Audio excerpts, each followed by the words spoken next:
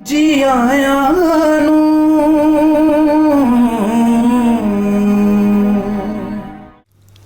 Punjab one TV देख रहे सारे दर्शकों का स्वागत है। मैं कुलदीप कौर, सत श्री अकाल। ਅੱਜ ਦੇ ਇਸ ਪ੍ਰੋਗਰਾਮ ਜੀ ਆਇਆਂ ਨੂੰ ਵਿੱਚ ਲੈ ਕੇ ਹਾਜ਼ਰ ਹਾਂ ਉਹ ਸ਼ਖਸੀਅਤ ਜਿਸ ਨੂੰ ਮੈਂ ਤੇ ਮੇਰੀ ਹਮ ਉਮਰ ਦੇ ਦਰਸ਼ਕਾਂ ਨੇ ਦੂਰਦਰਸ਼ਨ ਦੇ ਵੱਖ-ਵੱਖ ਸੀਰੀਅਲ ਰੈਣ ਬਸੇਰਾ, ਗੁੰਮਰਾਹ, ਲਿਫਾਫੀ ਤੇ ਜ਼ਿੰਦਗੀ ਵਿੱਚ ਉਹਨਾਂ ਦੇ ਕਿਰਦਾਰਾਂ ਨੂੰ ਦੇਖਿਆ, ਸਲਾਇਆ ਤੇ ਆਨੰਦ ਮਾਣਿਆ ਹੈ। ਜੀ ਉਹ ਸ਼ਖਸੀਅਤ ਦਾ ਨਾਮ ਹੈ ਪ੍ਰੇਮ ਕਾਕੜੀਆ ਜੀ। ਸਵਾਗਤ ਹੈ ਸਰ। ਤੁਹਾਡੇ ਪਿਛੋਕੜ ਬਾਰੇ ਗੱਲ ਕਰੀਏ ਤਾਂ ਤੁਹਾਡਾ ਜਨਮ 16 ਅਗਸਤ 1952 ਨੂੰ ਜਲੰਧਰ ਵਿੱਚ ਹੁੰਦਾ ਹੈ। ਤੁਹਾਡੇ ਪਰਿਵਾਰ ਵਿੱਚ ਤੁਹਾਡੇ ਪਿਤਾ ਜੀ ਫਿਲਮ ਡਿਸਟ੍ਰੀਬਿਊਟਰ ਸਨ ਤੇ ਤੁਸੀਂ ਬਹੁਤ ਹੀ ਛੋਟੀ ਉਮਰ ਵਿੱਚ, ਜਿਹੜਾ ਕਿ ਮੈਂ ਤੁਹਾਡੇ ਬਾਰੇ ਰਿਸਰਚ ਕੀਤੀ ਤਾਂ ਦੇਖਿਆ ਕਿ 12 ਸਾਲ ਦੀ ਉਮਰ ਵਿੱਚ ਤੁਸੀਂ ਰਾਮਲੀਲਾ 'ਚ ਪਾਠ ਕਰਨਾ ਸ਼ੁਰੂ ਕਰ ਦਿੱਤਾ। ਸੋ ਕਿਹੜਾ ਰੋਲ ਸੀ ਜਿਹੜਾ ਤੁਸੀਂ 12 ਸਾਲ ਦੀ ਉਮਰ ਵਿੱਚ ਕਰਨਾ ਸ਼ੁਰੂ ਕੀਤਾ? ਕਿਉਂਕਿ ਤੁਹਾਡਾ ਜਿਹੜਾ ਹੈ, ਮੈਂ ਇਹ ਵੀ ਸੁਣਿਆ ਪੜਿਆ ਹੈ ਕਿ ਤੁਸੀਂ ਦਸ਼ਰਥ ਦੇ ਰੋਲ ਵਿੱਚ ਬਹੁਤ ਜ਼ਿਆਦਾ ਫੇਮਸ ਹੋਏ ਸੀ। ਸੋ 12 ਸਾਲ ਦੀ ਉਮਰ ਵਿੱਚ ਕਿਹੜਾ ਰੋਲ ਕੀਤਾ? ਕਿਉਂਕਿ ਉਸ ਟਾਈਮ 12 ਸਾਲ ਦੀ ਉਮਰ ਵਿੱਚ ਸ਼ਾਇਦ ਬਹੁਤ ਸਾਰੇ ਬੱਚਿਆਂ ਨੂੰ ਇਹ ਵੀ ਨਹੀਂ ਪਤਾ ਹੁੰਦਾ ਕਿ ਰਾਮਲੀਲਾ ਸਟੇਜਾਂ ਤੇ ਵੀ ਹੁੰਦੀ ਹੈ, ਉਹ ਸਿਰਫ ਟੀਵੀ ਵਿੱਚ ਦੇਖਦੇ ਨੇ। ਇਸ ਤਰ੍ਹਾਂ ਹੈ ਕੁਲਦੀਪ ਜੀ ਕਿ ਮੈਂ ਜਦੋਂ ਛੋਟਾ ਜਿਹਾ ਸੀ ਨਾ ਤੇ ਮੈਨੂੰ ਉਹਨਾਂ ਨੇ ਦੇਖ ਕੇ ਕਿ ਮੈਂ ਬਚਪਨ 'ਚ ਘਰ ਮਹੱਲੇ ਦੇ ਵਿੱਚ ਕੁਛ ਨਾ ਕੁਛ ਕਰਦਾ ਰਹਿੰਦਾ ਹੁੰਦਾ ਸੀਗਾ ਤੇ ਮੇਰੇ ਪੜੋਸੀ ਸੀਗੇ, ਉਹਨਾਂ ਨੇ ਦੇਖਿਆ ਕਿ ਮੁੰਡਾ ਐਕਟਰ ਵਧੀਆ, ਉਹ ਕਹਿੰਦੇ ਤੇਰੇ ਕੋਲੋਂ ਕੰਮ ਕਰਾਣਾ ਰਾਮਲੀਲਾ 'ਚ। ਮੈਂ ਕਿਹਾ ਮੈਂ ਜ਼ਰੂਰ ਕਰੂੰਗਾ। ਗਏ ਉੱਥੇ, ਉਹਨਾਂ ਨੇ ਆਪਣੇ ਡਾਇਰੈਕਟਰ ਨੂੰ ਜਾ ਕੇ ਕਿਹਾ, ਉਹਨਾਂ ਨੇ ਮੇਰੇ ਵਾਸਤੇ ਇੱਕ ਸੀਨ ਕ੍ਰੀਏਟ ਕੀਤਾ ਵੀ ਜਨਕਪੁਰੀ 'ਚ ਜਿਸ ਲਈ ਅਕਾਲ ਪੈ ਜਾਂਦਾ ਨਾ, ਇੱਕ ਕਿਸਾਨ ਦੇ ਬੱਚੇ ਦਾ ਰੋਲ ਕਰਾਇਆ ਉਹਨਾਂ ਨੇ ਮੇਰੇ ਕੋਲੋਂ। ਔਰ ਉਹ ਰੋਲ ਇੰਨਾ ਕੁ ਵਧੀਆ ਨਿਭਾਇਆ ਗਿਆ ਉਸ ਸਰਸਵਤੀ ਮਾਂ ਦੀ ਕਿਰਪਾ ਨਾਲ ਕਿ ਉਹਨਾਂ ਦਿਨਾਂ 'ਚ ਜਦੋਂ ਲੋਕਾਂ ਨੂੰ ਨਾ, ਆਰਟਿਸਟਾਂ ਨੂੰ 1-1 2-2 ਰੁਪਏ ਇਨਾਮ ਮਿਲਦਾ ਹੁੰਦਾ ਸੀ ਤੇ ਮੈਨੂੰ 300 ਤੋਂ ਜ਼ਿਆਦਾ ਰੁਪਏ ਇਨਾਮ ਦੇ ਹੋਏ ਉਸ ਰੋਲ ਤੇ। ਹੌਲੀ ਹੌਲੀ ਫਿਰ ਮੈਂ ਰਾਮਲੀਲਾ ਨਾਲ ਜੁੜਿਆ ਰਿਹਾ। ਫਿਰ ਮੈਂ ਸ਼ਤਰੂਘਨ ਦਾ ਰੋਲ ਕੀਤਾ। ਉਹਦੇ ਬਾਅਦ ਮੈਂ ਹੌਲੀ ਹੌਲੀ ਮੈਨੂੰ ਉਹਨਾਂ ਨੇ ਦਸ਼ਰਥ ਦੀ ਇੱਕ ਨਾਈਟ ਵਾਸਤੇ ਕਰਾਉਣਾ ਸ਼ੁਰੂ ਕੀਤਾ। ਉਹਦੇ ਬਾਅਦ ਫਿਰ ਮੈਂ ਮੇਨ ਦਸ਼ਰਥ ਦਾ ਰੋਲ ਕਰਨਾ ਸ਼ੁਰੂ ਕੀਤਾ 74 'ਚ। ਤੁਹਾਡੀ ਉਮਰ ਉਸ ਵੇਲੇ ਕਿੰਨੀ ਸੀ? ਮੇਰੀ ਉਦੋਂ 22 ਸਾਲ ਦਾ ਸੀਗਾ ਮੈਂ, ਲੇਕਿਨ ਮੈਂ ਉਦੋਂ ਦਸ਼ਰਥ ਦਾ ਰੋਲ ਕੀਤਾ। ਮੈਨੂੰ ਉਸ ਦਸ਼ਰਥ ਦੇ ਰੋਲ ਤੋਂ ਬਹੁਤ ਵਾਹਵਾ ਮਿਲੀ। ਮੈਨੂੰ ਹਰ ਸਾਲ ਹੀ ਫਿਰ ਉਹਨਾਂ ਨੇ ਦਸ਼ਰਥ ਪੱਕਾ ਹੀ ਕਰਤਾ। ਅਲਟੀਮੇਟਲੀ ਮੈਂ ਉਸੇ ਰਾਮਲੀਲਾ ਦਾ ਚੀਫ ਡਾਇਰੈਕਟਰ ਵੀ ਬਣ ਗਿਆ ਔਰ ਇੰਨਾ ਕੁ ਨਾਮ ਖੱਟਿਆ ਮੈਂ ਕਿ ਮੇਰੇ ਤੋਂ ਉੱਪਰ ਸ਼ਾਇਦ ਹੀ ਕਿਸੇ ਨੇ ਜਲੰਧਰ 'ਚ ਰਾਮਲੀਲਾ 'ਚ ਦਸ਼ਰਥ ਦਾ ਰੋਲ ਕੀਤਾ ਹੋਵੇ। ਜੀ, ਤੁਹਾਡੇ ਪਿਤਾ ਫਿਲਮ ਲਾਈਨ ਵਿੱਚ ਸਨ, ਡਿਸਟ੍ਰੀਬਿਊਟਰ ਸਨ। ਤੁਹਾਡੇ ਚਾਚਾ ਜੀ, ਰਿਸ਼ਤੇਦਾਰ 'ਚ ਜੋ ਤੁਹਾਡੇ ਚਾਚਾ ਜੀ ਨੇ ਓਪੀ ਰਲਹਨ, ਉਹ ਵੀ ਮੰਨੇ ਪ੍ਰੋਡਿਊਸਰ ਨੇ, ਨਿਰਦੇਸ਼ਕ ਨੇ। ਸੋ ਤੁਹਾਡਾ ਕੀ ਕਾਰਨ ਇਹੀ ਰਿਹਾ, ਪਰਿਵਾਰਿਕ ਪਿਛੋਕੜ ਰਿਹਾ, ਜਾਂ ਤੁਸੀਂ ਖੁਦ ਕਿਸੇ ਅਦਾਕਾਰ ਤੋਂ ਪ੍ਰਭਾਵਿਤ ਹੋਏ? ਕਿਸ ਤਰੀਕੇ ਨਾਲ ਫਿਰ ਇਸ ਲਾਈਨ ਦੇ ਵਿੱਚ ਤੁਸੀਂ ਅੱਗੇ ਵਧੇ? ਐਕਚੁਅਲੀ ਨਾ ਮੈਨੂੰ ਜਿਹੜਾ ਬਚਪਨ ਤੋਂ ਹੀ ਜਿਹੜਾ ਐਕਟਰ ਸਭ ਤੋਂ ਜ਼ਿਆਦਾ ਪਸੰਦ ਸੀਗਾ ਮੇਰੀ ਲਾਈਫ 'ਚ, ਉਹ ਸੀਗੇ ਪ੍ਰਾਣ ਸਾਹਿਬ। ਪ੍ਰਾਣ ਸਾਹਿਬ ਤੋਂ ਮੈਂ ਬਹੁਤ ਪ੍ਰਭਾਵਿਤ ਸੀਗਾ। ਔਰ ਮੈਂ ਜਦੋਂ ਬੰਬੇ ਗਿਆ, ਉੱਥੇ ਮੈਂ ਇੱਕ ਫਿਲਮ ਪ੍ਰੋਡਿਊਸ ਕਰਨ ਦੇ ਚੱਕਰ 'ਚ ਗਿਆ ਸੀਗਾ, ਜਿਹੜਾ ਕਿ ਮੈਂ ਵਿੱਚ ਹੀ ਡ੍ਰੌਪ ਕਰਕੇ ਆਉਣਾ ਪਿਆ। ਲੇਕਿਨ ਮੈਂ ਉਸ ਫਿਲਮ ਵਾਸਤੇ ਉਹਨਾਂ ਨੂੰ ਵੀ ਸਾਈਨ ਕੀਤਾ ਸੀਗਾ ਕਿ ਮੈਂ ਪ੍ਰਾਣ ਸਾਹਿਬ ਤੋਂ ਹੀ ਕੰਮ ਕਰਾਣਾ। ਔਰ ਪ੍ਰਾਣ ਸਾਹਿਬ ਨੇ ਜ਼ਿੰਦਗੀ 'ਚ ਇੰਨੇ ਟਾਈਪ ਦੇ ਰੋਲ ਕੀਤੇ ਨੇ, ਮੈਂ ਉਹਨਾਂ ਤੋਂ ਬਹੁਤ ਪ੍ਰਭਾਵਿਤ ਸੀਗਾ ਤੇ ਮੇਰੀ ਵੀ ਕੋਸ਼ਿਸ਼ ਸੀ ਕਿ ਮੈਂ ਤਰ੍ਹਾਂ ਦੇ ਡਿਫਰੈਂਟ ਟਾਈਪ ਦੇ ਕਰੈਕਟਰ ਕਰਾਂ ਔਰ ਕੋਸ਼ਿਸ਼ ਵੀ ਕੀਤੀ ਹੈ।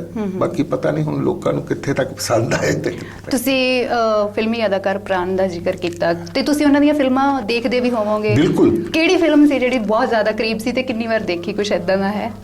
ਮੈਂ ਪ੍ਰਾਣ ਸਾਹਿਬ ਦੀ ਉਪਕਾਰ ਬਹੁਤ ਵਾਰੀ ਦੇਖੀ ਹੈ। ਉਪਕਾਰ ਦੇ ਵਿੱਚ ਉਹਨਾਂ ਨੇ ਮਲੰਗ ਬਾਬਾ ਦਾ ਕਰੈਕਟਰ ਕੀਤਾ ਸੀਗਾ ਤੇ ਮੈਨੂੰ ਉਹ ਮੌਕਾ ਤਾਂ ਨਹੀਂ ਮਿਲਿਆ ਉਹੋ ਜਿਹਾ ਰੋਲ ਕਰਨ ਦਾ ਕਦੀ, ਜਿਹੜਾ ਕਿ ਮੇਰੀ ਇੱਛਾ ਸੀਗੀ ਕਿ ਉਹੋ ਜਿਹਾ ਰੋਲ ਕੋਈ ਕਰਾਂ, ਪਰ ਉਹਦੇ ਤੋਂ ਮੈਂ ਬਹੁਤ ਪ੍ਰਭਾਵਿਤ ਸੀਗਾ।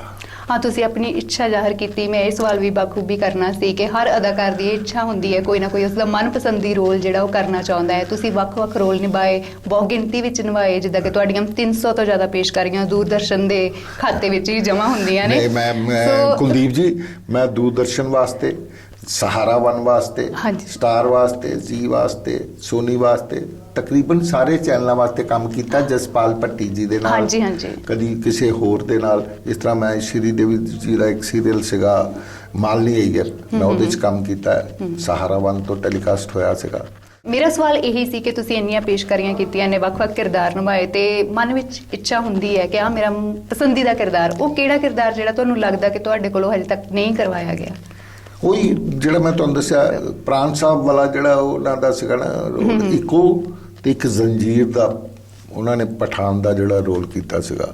ਇਹ ਦੋ ਕਰੈਕਟਰ ਮੈਂ ਕਰਨੇ ਚਾਹੁੰਦਾ, ਜਦੋਂ ਕਦੀ ਮੈਨੂੰ ਜ਼ਿੰਦਗੀ 'ਚ ਮੌਕਾ ਮਿਲਿਆ ਤੇ ਮੈਂ ਕਰਨੇ ਜ਼ਰੂਰ ਹੈ, ਚਾਹੇ ਆਪਣੀ ਪ੍ਰੋਡਕਸ਼ਨ ਕਰਨੀ ਪਵੇ ਤੇ ਚਾਹੇ ਕਿਸੇ ਹੋਰ ਦੀ ਪ੍ਰੋਡਕਸ਼ਨ 'ਚ ਕਰਾਂ। ਜੀ ਬਿਲਕੁਲ। 4 ਦਹਾਕਿਆਂ ਤੋਂ ਤੁਸੀਂ ਅਦਾਕਾਰੀ ਨਾਲ ਜੁੜੇ ਹੋਏ ਹੋ, ਹੈ ਨਾ, ਤੇ ਤੁਸੀਂ ਸਭ ਤੋਂ ਪਹਿਲਾਂ ਆਮ ਤੌਰ ਤੇ ਇਹ ਹੁੰਦਾ ਹੈ ਕਿ ਛੋਟੇ ਪਰਦੇ ਤੋਂ ਵੱਡੇ ਪਰਦੇ ਵੱਲ ਜਾਂਦੇ ਆ ਹਰ ਅਦਾਕਾਰ, ਤੇ ਤੁਸੀਂ ਵੱਡੇ ਪਰਦੇ ਤੋਂ ਛੋਟੇ ਪਰਦੇ ਵੱਲ ਆਏ। ਤੁਸੀਂ ਸਭ ਤੋਂ ਪਹਿਲਾਂ ਫਿਲਮਾਂ ਕੀਤੀਆਂ ਜੈ ਬਾਬਾ ਬਾਲਕ ਨਾਥ, ਜੈ ਮਾਤਾ ਚਿੰਤਪੁਰਨੀ, ਫਿਰ ਇਸ਼ਕ ਨਿਮਾਣਾ। ਇਹ ਫਿਲਮਾਂ ਕਰਨ ਤੋਂ ਬਾਅਦ ਤੁਸੀਂ ਟੀਵੀ ਸੀਰੀਅਲਾਂ ਵੱਲ ਵਾਪਸੀ ਕੀਤੀ, ਜਿਹੜੀ ਕਿ ਪਹਿਲਾਂ ਜਸਪਾਲ ਭੱਟੀ ਹੋਰਾਂ ਨਾਲ ਫਲॉप ਸ਼ੋ ਤੋਂ ਹੁੰਦੀ ਹੈ, ਤੇ ਜਸਪਾਲ ਭੱਟੀ ਹੋਰਾਂ ਨਾਲ ਵੀ ਤੁਸੀਂ ਲੰਮਾ ਸਮਾਂ ਕੰਮ ਕੀਤਾ ਨਾ, ਉਹਨਾਂ ਨਾਲ ਉਹਨਾਂ ਦੇ ਜਿੰਨੇ ਵੀ ਵਿਅੰਗ ਸੀਗੇ ਸਾਰੇ ਸੀਰੀਅਲ ਕੀਤੇ ਆ ਉਹਨਾਂ ਨਾਲ, ਮਾਹੌਲ ਠੀਕ ਹੈ, ਫਿਲਮ ਵੀ ਕੀਤੀ ਹੈ, ਇੱਕ ਲੰਮਾ ਅਰਸਾ ਤੁਸੀਂ ਉਹਨਾਂ ਨਾਲ ਕੰਮ ਕੀਤਾ ਹੈ, ਤੇ ਉਹ ਬਹੁਤ ਮੰਨੇ ਪ੍ਰਮੰਨੇ ਅਦਾਕਾਰ ਨਿਰਦੇਸ਼ਕ ਰਹੇ ਨੇ। ਸੋ ਮੈਂ ਚਾਹੁੰਦੀ ਹਾਂ ਕਿ ਉਹਨਾਂ ਨਾਲ ਕੰਮ ਕਰਨ ਦਾ ਇੱਕ ਤਜਰਬਾ ਜ਼ਰੂਰ ਸਾਂਝਾ ਕਰੋ ਕਿ ਉਸ ਸਮੇਂ ਸਕ੍ਰਿਪਟਿੰਗ ਕਿੱਦਾਂ ਹੁੰਦੀ ਸੀ, ਕੰਮ ਦੀ ਤਿਆਰੀ ਕਿੱਦਾਂ ਹੁੰਦੀ ਸੀ, ਜਾਂ ਕੰਮ ਨੂੰ ਲੈ ਕੇ ਤੁਹਾਡੇ ਕੋਲ ਕਿਰਦਾਰਾਂ ਨੂੰ ਲੈ ਕੇ ਕਿਹੜੀ ਚੁਣੌਤੀ ਹੁੰਦੀ ਸੀ, ਕਿਉਂਕਿ ਉਹਨਾਂ ਦੇ ਸਾਰੇ ਹੀ ਕਿਰਦਾਰ ਬਹੁਤ ਮਹੱਤਵਪੂਰਨ ਹੁੰਦੇ ਸਨ। ਐਕਚੁਅਲੀ ਜਦੋਂ ਜਸਪਾਲ ਭੱਟੀ ਹੋਣਾ ਨਾਲ ਮੈਂ ਕੰਮ ਸ਼ੁਰੂ ਕੀਤਾ ਨਾ, ਤੇ ਸਾਡਾ ਆਪਸ 'ਚ ਇੱਕੋ ਟੀਮ ਵਰਕ ਸੀਗਾ। ਵਿਵੇਕ ਸ਼ੌਕ, ਜਸਪਾਲ ਜੀ ਔਰ ਮੈਂ ਉਹਨਾਂ ਦੇ ਨਾਲ ਸਾਥ ਦਿੰਦਾ ਹੀ ਸੀ। ਅਸੀਂ ਸਕ੍ਰਿਪਟ ਨੂੰ ਲਿਖ ਕੇ 2-2, 3-3, 4-4 ਵਾਰੀ ਉਹਦੀ ਰੀਡਿੰਗ ਕਰਕੇ ਡਿਸਕਸ ਕਰਦੇ ਸੀ ਹਰ ਸੀਨ ਨੂੰ, ਵੀ ਇਹਦੇ 'ਚ ਇੱਦਾਂ ਨਹੀਂ ਇੱਦਾਂ ਕਰੋ, ਇਹਦੇ 'ਚ ਇੱਦਾਂ ਨਹੀਂ ਇੱਦਾਂ ਕਰੋ। ਜਸਪਾਲ ਜੀ 'ਚ ਇੱਕ ਖੂਬੀ ਸੀਗੀ ਉਹਨਾਂ 'ਚ, ਭੱਟੀ ਸਾਹਿਬ 'ਚ, ਕਿ ਜੇ ਉਹਨਾਂ ਨੂੰ ਕੋਈ ਸੁਜੈਸ਼ਨ ਦਿੱਤੀ ਜਾਂਦੀ ਸੀ, ਅਗਰ ਉਹ ਅੱਛੀ ਹੁੰਦੀ ਸੀ ਤੇ ਉਹ 1 ਮਿੰਟ ਤੋਂ ਪਹਿਲਾਂ ਮੰਨ ਲੈਂਦੇ ਸੀ। ਜਿਹੜੀ ਨਹੀਂ ਸੀ ਅੱਛੀ ਹੁੰਦੀ ਉਹਨੂੰ ਉਹ ਸਿਰੇ ਤੋਂ ਨਕਾਰ ਦਿੰਦੇ ਸੀ ਵੀ ਨਹੀਂ ਇੱਦਾਂ ਨਹੀਂ ਹੋ ਸਕਦਾ। ਇਹ ਉਹਨਾਂ 'ਚ ਖੂਬੀ ਸੀਗੀ। ਪਰ ਉਹਨਾਂ ਵਰਗਾ ਜਿਹਨੂੰ ਕਿਹਾ ਜਾ ਸਕਦਾ ਵਿਅੰਗਕਾਰ ਮੈਨੂੰ ਨਹੀਂ ਛੇਤੀ ਕੋਈ ਮਿਲਿਆ। ਵਲਗੈਰਿਟੀ ਬਹੁਤ ਲੋਕ ਯੂਜ਼ ਕਰਕੇ ਕਈ ਕੁਛ ਲੋਕਾਂ ਨੂੰ ਖੁਸ਼ ਕਰਨ ਦੀ ਕੋਸ਼ਿਸ਼ ਕਰਦੇ, ਪਰ ਉਹਨਾਂ 'ਚ ਖੂਬੀ ਸੀ ਉਹ ਵਲਗੈਰਿਟੀ ਦੇ ਨੇੜੇ ਨਹੀਂ ਸੀ ਗਏ। ਕਦੀ ਡਬਲ ਮੀਨਿੰਗ ਉਹਨਾਂ ਨੇ ਕੋਈ ਨਹੀਂ ਸੀ ਕੀਤਾ। ਨੀਟ ਐਂਡ ਕਲੀਨ ਕਾਮੇਡੀ ਔਰ ਸਟਾਈਲ ਉਹਨਾਂ ਦੀ ਲਾਈਫ ਦਾ ਅਸੂਲ ਸੀ। ਤੇ ਬਤੌਰ ਅਦਾਕਾਰ ਉਹਨਾਂ ਦੇ ਨਾਲ ਕੰਮ ਕਰਨ ਲਈ ਤੁਹਾਨੂੰ ਕਿਹੜੀ ਚੁਣੌਤੀ ਰਹਿੰਦੀ ਸੀਗੀ ਕਿ ਇਹ ਮੇਰਾ ਕਿਰਦਾਰ ਹੈ ਦਿੱਤਾ, ਮੈਨੂੰ ਇਹਦੇ ਲਈ ਕੋਈ ਖਾਸ ਪ੍ਰੈਪਰੇਸ਼ਨ ਕਰਨੀ ਪੈਣੀ ਹੈ, ਕੁਝ ਇਸ ਤਰ੍ਹਾਂ ਦਾ ਜਿਹੜਾ ਕਿ ਤੁਹਾਨੂੰ ਕਦੇ ਲੱਗੇ ਸਾਂਝਾ ਕਰਨ ਵਾਲਾ ਹੈ ਦਰਸ਼ਕਾਂ ਦੇ ਨਾਲ ਬਤੌਰ ਅਦਾਕਾਰ? ਨਹੀਂ, ਇਦਾਂ ਦੀ ਕੋਈ ਗੱਲ ਨਹੀਂ ਹੋਈ, ਕਿਉਂਕਿ ਸਾਡਾ ਬੜਾ ਉਹਨਾਂ ਦੇ ਨਾਲ ਨਾ ਮੇਰਾ ਹੋਮਲੀ ਐਟਮੋਸਫੇਅਰ ਸੀਗਾ। ਕਿਉਂਕਿ ਫਰੋਮ ਦਾ ਵੈਰੀ ਬਿਗਨਿੰਗ ਜਦੋਂ ਤੋਂ ਉਲਟਾ ਪੁਲਟਾ ਉਹਨਾਂ ਨੇ ਪ੍ਰਾਈਵੇਟ ਬਣਾਉਣੇ ਸ਼ੁਰੂ ਕੀਤੇ, ਪਹਿਲਾਂ ਇੱਥੇ ਦੂਰਦਰਸ਼ਨ ਦੇ ਉਲਟਾ ਪੁਲਟਾ ਬਣਦੇ ਸੀ, ਉਹਦੇ 'ਚ ਮੈਂ ਉਹਨਾਂ ਨਾਲ ਐਜ਼ ਐਨ ਐਕਟਰ ਕੰਮ ਕਰਦਾ ਸੀ। ਫਿਰ ਇੱਥੋਂ ਦੂਰਦਰਸ਼ਨ ਨੇ ਕਿਸੇ ਖਾਸ ਵਜ੍ਹਾ ਨਾਲ ਕਿਸੇ ਪ੍ਰੋਡਿਊਸਰ ਨੇ ਜਾਂ ਕਿਸੇ ਨੇ ਉਹਨਾਂ ਦੇ ਉਲਟਾ ਪੁਲਟਾ ਬੰਦ ਕਰਤੇ, ਤੇ ਉਹ ਉੱਥੇ ਡੀਜੀ ਸਾਹਿਬ ਕੋਲ ਚਲੇ ਗਏ ਦਿੱਲੀ। ਉਹਨਾਂ ਨੂੰ ਜਾ ਕੇ ਕਹਿੰਦੇ ਜੀ ਮੇਰੇ ਇਹਨਾਂ ਨੇ ਉਲਟਾ ਪੁਲਟਾ ਬੰਦ ਕਰਤੇ। ਉਹ ਕਹਿੰਦੇ ਯਾਰ, ਉਹ ਕਹਿੰਦੇ ਤੇਰੇ ਕੋਲ ਆਈਡੀਆ ਮੁੱਕ ਗਏ ਆ। ਉਹ ਕਹਿੰਦਾ ਮੇਰੇ ਕੋਲ ਤਾਂ ਆਈਡੀਆ ਬਹੁਤ ਨੇ। ਤੇ ਉਹ ਕਹਿੰਦੇ ਫਿਰ ਤੂੰ ਜਾ ਪ੍ਰਾਈਵੇਟ ਬਣਾ ਕੇ ਲੈ ਆ। ਉਹਨਾਂ ਨੇ ਜਸਪਾਲ ਜੀ ਮੇਰੇ ਕੋਲ ਜਲੰਧਰ ਆਏ, ਕਹਿੰਦੇ ਯਾਰ ਗਰੇਵਾਲ ਸਾਹਿਬ ਕਹਿੰਦੇ ਆ ਪ੍ਰਾਈਵੇਟ ਬਣਾ ਲਾ ਤੂੰ ਉਲਟਾ ਪੁਲਟਾ। ਆਪਾਂ ਬਣਾ ਲਾਂਗੇ। ਮੈਂ ਕਿਹਾ ਕਿਉਂ, ਸਾਨੂੰ ਕੀੜੇ ਪਏ, ਕਿਉਂ ਨਹੀਂ ਬਣਾਵਾਂਗੇ। ਉਹ ਕੈਮਰੇ ਇਹ ਉਹ ਕਿੱਥੋਂ ਆਏਗਾ। ਮੈਂ ਕਿਹਾ ਉਹ ਸਭ ਕੁਝ ਹੋ ਜਾਏਗਾ। ਅਸੀਂ ਉੱਥੋਂ ਜੀ ਉਲਟਾ ਪੁਲਟਾ ਪ੍ਰਾਈਵੇਟ ਬਣਾਏ। ਉਹਨਾਂ ਨੇ ਦੂਰਦਰਸ਼ਨ ਨੇ CPC ਵੱਲੋਂ ਚਲਾਏ। ਫਿਰ ਉਹਨਾਂ ਨੇ ਇੱਕ ਫਲॉप ਸ਼ੋ ਸੀਰੀਅਲ ਦਿੱਤਾ ਜਸਪਾਲ ਜੀ ਨੂੰ, ਫਲॉप ਸ਼ੋ ਸੀਰੀਅਲ ਬਣਾਇਆ। ਉਹਦੇ ਬਾਅਦ ਫੁੱਲ ਟੈਂਸ਼ਨ, ਜੀਤੇਗਾ ਬਈ ਜੀਤੇਗਾ, ਜਸਪਾਲ ਭੱਟੀ ਦਾ ਨਮਸਕਾਰ, ਬੜਾ ਕੰਮ ਕੀਤਾ ਜਸਪਾਲ ਜੀ ਦੇ ਨਾਲ ਮੈਂ। ਫਰੋਮ ਦਾ ਵੈਰੀ ਬਿਗਨਿੰਗ ਉਹਨਾਂ ਦੇ ਨਾਲ ਸੀਗਾ ਅਪ ਟੂ ਮਾਹੌਲ ਠੀਕ ਹੈ। ਉਹਦੇ ਬਾਅਦ ਮਾਹੌਲ ਠੀਕ ਹੈ ਤੋਂ ਬਾਅਦ ਉਹਨਾਂ ਦੇ ਨਾਲ ਮੈਂ ਜੀਜਾ ਜੀ ਫਿਲਮ 'ਚ ਕੰਮ ਕੀਤਾ ਐਜ਼ ਐਨ ਐਕਟਰ। ਲੇਕਿਨ ਉਸ ਤੋਂ ਪਹਿਲਾਂ ਮੈਂ ਉਹਨਾਂ ਦੀਆਂ ਸਾਰੀਆਂ ਪ੍ਰੋਡਕਸ਼ਨਸ ਨੂੰ ਵੀ ਹੈਂਡਲ ਕਰਦਾ ਸੀ, ਸਾਰੀ ਦੇਖ ਰੇਖ ਮੇਰੀ 'ਚ ਉਹ ਕੰਮ ਕਰਦੇ ਸੀਗੇ। ਬੜਾ ਪਿਆਰ ਸੀ ਸਾਡਾ ਆਪਸ 'ਚ। ਤੁਸੀਂ ਜਿਸ ਤਰ੍ਹਾਂ ਜ਼ਿਕਰ ਕੀਤਾ ਕਿ ਤੁਸੀਂ ਲੰਮਾ ਸਮਾਂ ਉਹਨਾਂ ਨਾਲ ਕੰਮ ਕੀਤਾ, ਤੁਸੀਂ ਐਸਟੈਬਲਿਸ਼ ਹੋ ਗਏ ਸੀ ਬਤੌਰ ਅਦਾਕਾਰ, ਤੇ ਫਿਰ ਤੁਹਾਡੇ ਰਿਸ਼ਤੇਦਾਰ ਵੀ ਬੰਬੇ ਵਿੱਚ ਸੀਗੇ, ਡਾਇਰੈਕਟਰ ਸੀ, ਪ੍ਰੋਡਿਊਸਰ ਸੀ, ਤੇ ਤੁਹਾਡਾ ਬੰਬੇ ਨਾ ਜਾਣ ਦਾ ਕਾਰਨ ਕੀ ਸੀ? ਮੈਂ ਇੱਕ ਜਗ੍ਹਾ ਇਹ ਵੀ ਪੜ੍ਹਿਆ, ਉੱਥੇ ਲਿਖਿਆ ਸੀ, ਤੁਸੀਂ ਕਿਹਾ ਹੈ ਕਿ ਸਮੇਂ ਤੇ ਪੈਸੇ ਦੀ ਬਰਬਾਦੀ ਹੁੰਦੀ ਹੈ, ਜਦ ਕਿ ਮੈਨੂੰ ਜਲੰਧਰ ਵਿੱਚ ਹੀ, ਪੰਜਾਬ ਵਿੱਚ ਹੀ ਟੀਵੀ ਸੀਰੀਅਲਾਂ ਤੇ ਚੰਗਾ ਕੰਮ ਮਿਲ ਰਿਹਾ ਹੈ। ਕਿ ਇਹੀ ਇੱਕ ਕਾਰਨ ਸੀ ਕਿ ਸਮਾਂ ਤੇ ਵਕਤ ਜਿਹੜਾ ਤੁਹਾਨੂੰ ਤੇ ਪੈਸਾ ਦੀ ਤੁਹਾਨੂੰ ਬਰਬਾਦੀ ਲੱਗਦੀ ਸੀ ਉੱਥੇ ਆਉਣ ਜਾਣ ਤੇ, ਉੱਥੇ ਖਰਚ ਹੋਣ 'ਚ, ਰਹਿਣ 'ਚ, ਜਾਂ ਕੋਈ ਹੋਰ ਕਾਰਨ ਸੀ ਇਸ ਦੇ ਪਿੱਛੇ? ਐਕਚੁਅਲੀ ਕੁਲਦੀਪ ਜੀ ਇਹਦੇ 'ਚ ਕਈ ਤਰ੍ਹਾਂ ਦੇ ਕਾਰਨ ਸੀਗੇ। ਇੱਕ ਤਾਂ ਨਵੇਂ ਬੰਦੇ ਵਾਸਤੇ ਉੱਥੇ ਜਾ ਕੇ ਇਸਟੈਬਲਿਸ਼ ਹੋਣਾ ਬਹੁਤ ਮੁਸ਼ਕਲ ਸੀਗਾ ਉਸ ਪੀਰੀਅਡ 'ਚ, ਜਦੋਂ ਮੈਂ 73 72 ਉੱਥੇ ਮੈਂ ਬੰਬੇ ਸੀਗਾ, ਫਿਲਮ ਬਣਾਉਣ ਵਾਸਤੇ ਗਿਆ ਸੀਗਾ। ਪਰ ਬਸ ਕੁਛ ਚੱਕਰ ਇਹੋ ਜਿਹੇ ਚੱਲ ਗਏ ਕਿ ਮੇਰੇ ਫਾਦਰ ਨੇ ਮੇਰੀ ਸਪਲਾਈ ਲਾਈਨ ਬੰਦ ਕਰਤੀ, ਮੈਨੂੰ ਪੈਸੇ ਭੇਜਣੇ ਬੰਦ ਕਰਤੇ ਤੇ ਕਹਿੰਦੇ ਜੀ ਵਾਪਸ ਆ ਜਾਓ ਜਲੰਧਰ। ਮੈਂ ਵਾਪਸ ਆ ਗਿਆ। ਵਾਪਸ ਆਉਂਦਿਆਂ ਸਾਰ ਉਹਨਾਂ ਨੇ ਕੁੜੀ ਲੱਭੀ, 4 ਪੁਆਟੜੀਆਂ ਮੈਨੂੰ ਦਿੱਤਾ, ਮੇਰਾ ਵਿਆਹ ਕਰਕੇ ਮੈਨੂੰ ਕਬੀਲਦਾਰ ਬਣਾਤਾ। ਕਬੀਲਦਾਰ ਬਣਦਿਆਂ ਸਾਰੀ 3 ਬੇਟੀਆਂ ਹੋ ਗਈਆਂ ਤੇ ਫਿਰ ਤਾਂ ਘਰ ਛੱਡ ਕੇ ਜਾਣ ਦਾ ਮਤਲਬ ਹੀ ਨਹੀਂ ਸੀ, ਕਿਉਂਕਿ ਮੈਂ ਘਰ 'ਚ ਵੱਡਾ ਸੀਗਾ, ਮੇਰੇ ਤੋਂ ਛੋਟੇ 3 ਭਰਾ ਸੀਗੇ, ਮੇਰੇ ਤੋਂ ਵੱਡੀ ਇੱਕ ਸਿਸਟਰ ਸੀ, ਉਹ ਮੈਰਿਡ ਸੀਗੀ। ਫਾਦਰ ਮੇਰੇ ਕੁਛ ਢਿੱਲੇ ਰਹਿਣੇ ਸ਼ੁਰੂ ਹੋ ਗਏ, ਜ਼ਿੰਮੇਵਾਰੀਆਂ ਘਰ ਦੀਆਂ ਮੇਰੇ ਤੇ ਆ ਗਈਆਂ ਤੇ ਬੰਬੇ ਜਾਣ ਦਾ ਮਤਲਬ ਨਹੀਂ ਸੀ। ਨਾ ਹੀ ਮੇਰੇ ਕੋਲ ਫਿਰ ਇੰਨਾ ਪੈਸੇ ਦਾ ਫਲੋ ਰਿਹਾ ਕਿ ਮੈਂ ਜਾ ਕੇ ਫਿਲਮ ਬਣਾ ਸਕਾਂ ਜੀ। ਤੇ ਮੈਂ ਫਿਰ ਇੱਥੇ ਜਲੰਧਰ ਹੀ ਸੈਟਲ ਹੋ ਗਿਆ। ਫਿਰ 1985 'ਚ ਉਸ ਪ੍ਰਭੂ ਨੇ ਮੈਨੂੰ ਇੱਕ ਬੇਟਾ ਵੀ ਦੇ ਦਿੱਤਾ। ਉਹ ਬੇਟੇ ਦੇ ਸਹਾਰੇ ਹੀ ਹੁਣ ਅੱਜ ਜ਼ਿੰਦਗੀ ਕੱਟ ਰਿਹਾ ਮੈਂ। ਨੋ ਡਾਊਟ ਕਿ ਮੈਂ ਉਸ ਪ੍ਰਭੂ ਦਾ ਬਹੁਤ ਸ਼ੁਕਰਗੁਜ਼ਾਰ ਹਾਂ ਕਿ ਚਲੋ ਜੇ 3 ਬੇਟੀਆਂ ਦਿੱਤੀਆਂ ਤੇ ਇੱਕ ਬੇਟਾ ਵੀ ਦਿੱਤਾ, ਪਰ ਮੈਨੂੰ ਬੇਟੀਆਂ ਆਪਣੀਆਂ ਬੇਟੇ ਵਾਂਗੂ ਹੀ ਪਿਆਰੀਆਂ ਨੇ। ਜੀ ਬਿਲਕੁਲ, ਜਿਵੇਂ ਜ਼ਿਕਰ ਕੀਤਾ ਕਿ ਪਰਿਵਾਰਿਕ ਫਿਰ ਜ਼ਿੰਮੇਵਾਰੀਆਂ ਦੇ ਵਿੱਚ ਤੁਸੀਂ ਆਪਣੇ ਬੰਬੇ ਜਾਣ ਦੇ ਸੁਪਨੇ ਨੂੰ ਪੂਰਾ ਨਹੀਂ ਕਰ ਸਕੇ, ਪਰ ਪੰਜਾਬ ਵਿੱਚ ਤੁਹਾਨੂੰ ਇੰਨੀ ਸ਼ੌਹਰਤ ਮਿਲੀ ਹੈ, ਇੰਨਾ ਨਾਮ ਨਾ ਮਿਲਿਆ ਹੈ, ਤੁਹਾਨੂੰ ਇੰਨਾ ਕੰਮ ਮਿਲਿਆ ਹੈ, ਸੋ ਕਿਤੇ ਨਾ ਕਿਤੇ ਇਹ ਲੱਗਦਾ ਹੈ ਕਿ ਜੋ ਹੋਇਆ ਚੰਗਾ ਹੋਇਆ। ਮੈਂ ਇਹ ਸੋਚ ਕੇ, ਕਿਉਂਕਿ ਮੈਨੂੰ ਇੱਥੇ ਇੰਨਾ ਕੁ ਕੰਮ ਮਿਲਣਾ ਸ਼ੁਰੂ ਹੋ ਗਿਆ ਕਿ ਮੈਂ ਸੋਚਦਾ ਵੀ ਨਹੀਂ ਸੀ ਕਿ ਮੈਂ ਬੰਬੇ ਜਾਵਾਂ। ਲੋਕਾਂ ਨੂੰ ਬੰਬੇ ਜਾ ਕੇ ਇੰਨਾ ਕੰਮ ਨਹੀਂ ਸੀ ਮਿਲਦਾ ਜਿੰਨਾ ਮੈਂ ਇੱਥੇ ਪੰਜਾਬ 'ਚ ਕੀ ਜਲੰਧਰ 'ਚ ਬੈਠ ਕੇ ਕਰੀ ਜਾ ਰਿਹਾ ਸੀਗਾ।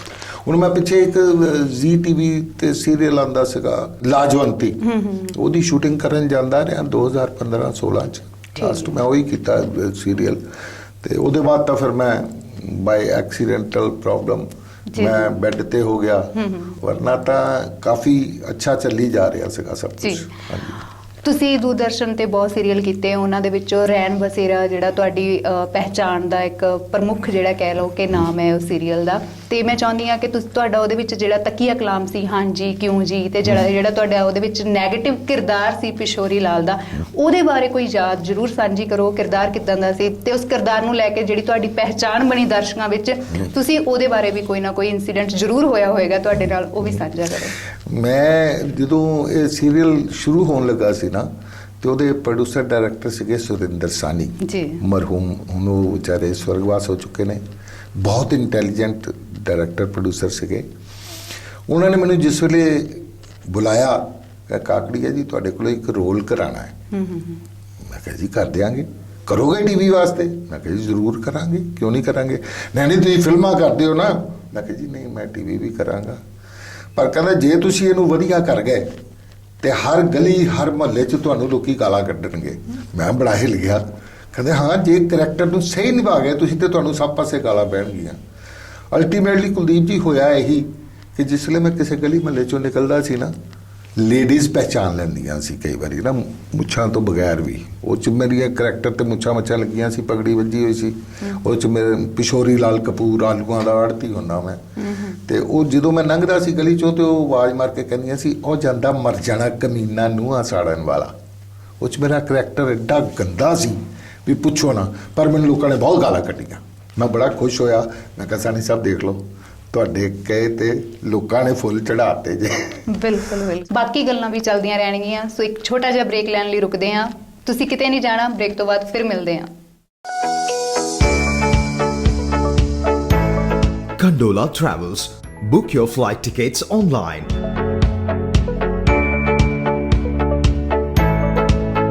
Fast and easy way to book your domestic and international flight tickets. Friendly customer support. Travel in budget and style. Condola Travels. Call 209-800-8808. Website www.condolatravels.com. Break ਤੋਂ ਬਾਅਦ ਫਿਰ ਹਾਜ਼ਰ ਹੋਏ ਹਾਂ, ਗੱਲਾਂ ਕਰਦੇ ਹਾਂ ਪ੍ਰੇਮ ਕਾਕੜੀਆ ਜੀ ਨਾਲ। ਇਸ ਤੋਂ ਬਾਅਦ ਜੇ ਤੁਹਾਡੇ ਅਸੀਂ ਸਫ਼ਰ ਦੀ ਗੱਲ ਕਰੀਏ ਤਾਂ ਦੂਰਦਰਸ਼ਨ ਤੋਂ ਬਿਨਾਂ ਤੁਸੀਂ ਸਹਾਰਾ ਵਨ ਲਈ ਕੀਤਾ, ਅਲਫਾ ਟੀਵੀ ਲਈ ਕੰਮ ਕੀਤਾ ਨਾ, ਤੇ ਪ੍ਰਾਈਵੇਟ ਤੌਰ ਤੇ ਖੁਦ ਆਪਣੀਆਂ ਸਕ੍ਰਿਪਟ ਵੀ ਲਿਖੀਆਂ, ਤੁਸੀਂ ਆਪ ਖੁਦ ਵੀ ਪ੍ਰੋਡਿਊਸ ਕੀਤਾ। ਇੱਕ ਪੰਗਾ ਹੀ ਪੈ ਗਿਆ ਜਿਹੜਾ ਬਹੁਤ ਕਾਮੇਡੀ ਸੀਰੀਅਲ ਫੇਮਸ ਹੋਇਆ। ਸੋ ਮੈਂ ਚਾਹੁੰਦੀ ਹਾਂ ਕਿ ਉਹਦੇ ਬਾਰੇ ਜ਼ਰੂਰ ਆਪਣੀ ਕੋਈ ਯਾਦ ਸਾਂਝੀ ਕਰੋ ਕਿ ਉਹ ਤੁਸੀਂ ਕਿਸ ਪਰਪਸ ਲਈ ਸ਼ੁਰੂ ਕੀਤਾ ਸੀ ਤੇ ਕੀ ਤੁਸੀਂ ਉਹਨੂੰ ਉਸ ਲੈਵਲ ਤੱਕ ਲੈ ਕੇ ਜਾ ਪਾਏ, ਕਿਉਂਕਿ ਉਹ ਦਰਸ਼ਕਾਂ ਵਿੱਚ ਬਹੁਤ ਮਕਬੂਲ ਸੀ। ਇਹ ਗੱਲ ਤਾਂ ਹੈ। ਉਹ ਸੀਰੀਅਲ ਇਹ ਸੋਚ ਕੇ ਸ਼ੁਰੂ ਕੀਤਾ ਸੀ ਕਿ ਆਮ ਤੌਰ 'ਤੇ ਜਦੋਂ ਵੀ ਕਿਤੇ ਵੀ ਜਾਣਾ, ਯਾਰ ਤੁਸੀਂ ਆਪਣਾ ਕਿਉਂ ਨਹੀਂ ਕਰਦੇ, ਯਾਰ ਤੁਸੀਂ ਆਪਣਾ ਕਿਉਂ ਨਹੀਂ ਕਰਦੇ। ਮੈਂ ਕਿਹਾ ਯਾਰ ਆਪਣਾ ਕਰ ਲੈਂਦੇ ਹਾਂ। ਅਸੀਂ ਸੀਰੀਅਲ ਬਣਾ ਲਿਆ, ਉਹਦਾ ਨਾਂ ਰੱਖ ਲਿਆ ਪੰਗਾ ਹੀ ਪੈ ਗਿਆ। ਜਸਵਿੰਦਰ ਭੱਲਾ ਮੇਨ ਕਰੈਕਟਰ ਸੀਗੇ ਅਤੇ ਉਹਨਾਂ ਦੇ ਨਾਲ ਪੈਰਲਲ ਮੇਰਾ ਰੋਲ ਸੀ, ਦੀਪਕ ਰਾਜਾ ਸੀ ਉਹਦੇ 'ਚ, ਕਾਫੀ ਆਰਟਿਸਟ ਸੀਗੇ, ਅਸ਼ਵਨੀ ਭਾਰਦਵਾਜ ਜੀ ਸੀ, ਸੱਤਾ ਤਿਵਾੜੀ ਸੀ। ਅਤੇ ਉਹ ਜਿਸ ਲਈ ਅਸੀਂ ਬਣਾਇਆ ਅਤੇ ਬਣਾ ਕੇ ਅਸੀਂ ਦਿਖਾਇਆ ਅਲਫਾ TV ਪੰਜਾਬੀ ਨੂੰ, ਉਹਨਾਂ ਨੇ ਉਹ ਸਿਲੈਕਟ ਕਰ ਲਿਆ ਅਤੇ ਅਸੀਂ ਉਹਦੇ 26 ਐਪੀਸੋਡ ਬਣਾਏ। ਇੱਕ ਤੋਂ ਇੱਕ ਵਧੀਆ ਐਪੀਸੋਡ ਸੀਗੇ ਸਾਰੇ। ਮੇਰਾ ਉਸ ਸੀਰੀਅਲ ਦੇ ਡਾਇਰੈਕਟਰ ਸੀਗਾ ਰਜਿੰਦਰ ਕਸ਼ਯਪ, ਮੇਰਾ ਅਜ਼ੀਜ਼ ਹੈ, ਛੋਟਾ ਭਰਾਵਾਂ ਵਰਗਾ ਹੀ, ਉਹਨੇ ਡਾਇਰੈਕਟ ਕੀਤਾ ਸੀ। ਪਰ ਉਹ ਸੀਰੀਅਲ ਨੇ ਮਤਲਬ ਕਿ ਇੰਨੀ ਕੁ ਕਾਮਯਾਬੀ ਹਾਸਲ ਕੀਤੀ ਕਿ ਸ਼ਾਇਦ ਹੀ ਕੋਈ ਸੀਰੀਅਲ ਉਸ ਜ਼ਮਾਨੇ 'ਚ ਇੰਨਾ ਕਾਮਯਾਬ ਹੋਇਆ ਹੋਵੇ ਅਲਫਾ TV 'ਤੇ। ਸੋ ਉਹਦੇ 'ਚ ਕੁਛ ਇੱਕ ਨਵੇਂ ਐਕਟਰਾਂ ਨੂੰ ਵੀ ਮੈਂ ਚਾਂਸ ਦਿੱਤਾ, ਜਿਹੜੇ ਕਿ ਉਸੇ ਸੀਰੀਅਲ ਦੀਆਂ ਕਲਿੱਪਿੰਗਸ ਦਿਖਾ ਕੇ ਅੱਗੇ ਜਾ ਕੇ ਵੱਡੇ ਵੱਡੇ ਪ੍ਰੋਜੈਕਟਾਂ 'ਚ ਸ਼ਾਮਿਲ ਹੋ ਗਏ। ਵਕਤ ਦੀ ਗੱਲ ਹੈ, ਉਹਨਾਂ ਦੇ ਮੁਕੱਦਰ 'ਚ ਅੱਗੇ ਸੀ, ਉਹ ਚਮਕ ਗਏ, ਅਸੀਂ ਉੱਥੇ ਦੇ ਉੱਥੇ ਜਲੰਧਰ ਤੇ ਜਲੰਧਰ ਬੈਠੇ ਹਾਂ ਜੀ। ਹਾਂਜੀ। ਤੇ ਇਹ ਇੱਕ ਗੱਲ ਅੱਜ ਜਿਹੜੀ ਆਮ ਤੌਰ ਤੇ ਦੇਖੀ ਜਾਂਦੀ ਹੈ ਕਿ ਅੱਜ ਦੇ ਜਿਹੜੇ ਯੰਗ ਜਨਰੇਸ਼ਨ ਹੈ, ਜਿਹੜੇ ਅਦਾਕਾਰੀ ਦੇ ਵਿੱਚ ਆਉਣਾ ਚਾਹੁੰਦੇ ਨੇ ਜਾਂ ਜਿਹੜੇ ਅਦਾਕਾਰੀ ਦੇ ਵਿੱਚ ਇਸ ਟਾਈਮ ਹੈ ਸਟਰਗਲ ਕਰ ਰਹੇ ਨੇ, ਉਹਨਾਂ ਵੱਲੋਂ ਅਕਸਰ ਇਹ ਗੱਲ ਕੀਤੀ ਜਾਂਦੀ ਹੈ ਕਿ ਅੱਜ ਕੰਪੀਟੀਸ਼ਨ ਬਹੁਤ ਹੈ, ਜਾਂ ਤਾਂ ਲਿੰਕ ਦੇ ਸਿਰ ਤੇ ਕੰਮ ਮਿਲਦਾ ਹੈ ਜਾਂ ਸਿਫਾਰਿਸ਼ ਨਾਲ।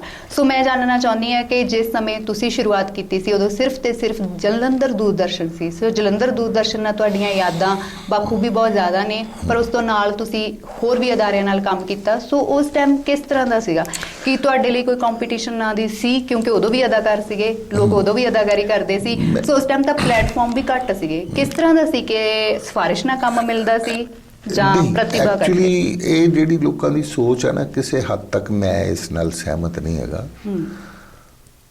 ਹਰ ਕੰਮ 'ਚ ਮਿਹਨਤ ਨਾਲ ਕਾਮਯਾਬੀ ਮਿਲਦੀ ਹੈ। ਅੱਜ ਦੀ ਜਿਹੜੀ ਜਨਰੇਸ਼ਨ ਹੈ ਨਾ, ਉਹ ਚਾਹੁੰਦੀ ਹੈ ਕਿ ਅਸੀਂ ਆਉਂਦਿਆਂ ਹੀ ਸਟਾਰ ਬਣ ਜਾਈਏ, ਜਿਹੜਾ ਕਿ ਪੋਸੀਬਲ ਨਹੀਂ ਹੈ। ਦੇਖੋ, ਮਿਹਨਤ ਕਰਕੇ ਹੀ ਕਿਸੇ ਵੀ ਮੰਜ਼ਿਲ ਨੂੰ ਹਾਸਲ ਕੀਤਾ ਜਾ ਸਕਦਾ ਹੈ।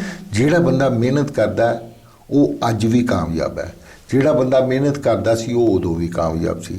ਜਿਹੜਾ ਬੰਦਾ ਮਿਹਨਤ ਨਹੀਂ ਕਰਦਾ ਉਹਨੂੰ ਨਾ ਅੱਜ ਲੋਕੀ ਪਸੰਦ ਕਰਦੇ ਨੇ ਨਾ ਉਦੋਂ ਕਰਦੇ ਸੀ। ਇਸ ਕਰਕੇ ਮੈਂ ਤਾਂ ਜਿੰਨੀ ਵੀ ਨਵੀਂ ਜਨਰੇਸ਼ਨ ਹੈ ਉਹਨਾਂ ਨੂੰ ਇਹੀ ਗੁਜ਼ਾਰਿਸ਼ ਕਰੂੰਗਾ, ਇਹੀ ਐਡਵਾਈਸ ਕਰੂੰਗਾ ਕਿ ਜਿਹੜੀ ਵੀ ਲਾਈਨ ਨੂੰ ਜੁਆਇਨ ਕਰਨਾ ਹੈ ਉਹਦੇ 'ਚ ਮਿਹਨਤ ਕਰੋ। ਰਾਤੋਂ ਰਾਤ ਸਟਾਰ ਬਣਨ ਦੀ ਕੋਸ਼ਿਸ਼ ਨਾ ਕਰੋ, ਮਿਹਨਤ ਕਰਕੇ ਅੱਗੇ ਵਧੋ ਤੇ ਤੁਹਾਨੂੰ ਕਾਮਯਾਬੀ ਜ਼ਰੂਰ ਮਿਲੇਗੀ।